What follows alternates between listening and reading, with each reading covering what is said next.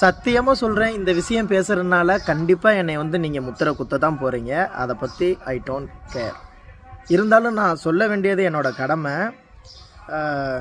ஒன்றும் இல்லைங்க, இன்றைக்கி நம்ம வரலாறு அப்படின்னு சொல்லிட்டு தேடி போகிறோம்ல, இந்த வரலாற்றை காப்பாற்றுற இடத்துலையும் தமிழர்களை காப்பாற்றுற இடத்துலையும் யார் முக்கிய பங்கு வகிக்கிறா அப்படின்னு பார்த்தோம் அப்படின்னா கண்டிப்பாக சீமானை பற்றி சொல்லி ஆகணும். இதை சொல்கிறனால நீங்கள் கண்டிப்பாக என்னை கங்கணம் கட்டினாலும் பரவாயில்ல.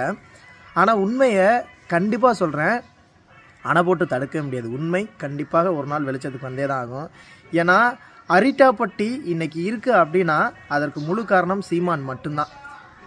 இப்படி ஏகப்பட்ட விவசாய இடங்களும் ஏகப்பட்ட மலைகளும் இன்றைக்கி நம்ம பார்த்து ரசிக்கவும் அதை பயன்படுத்தவும் அதை விவசாயிகள் இன்றைக்கி உயிரோடு வாழ்கிறதுக்கு முழு காரணமே சீமான் அப்படிங்கிற ஒரே ஒரு வார்த்தை மட்டும்தான்.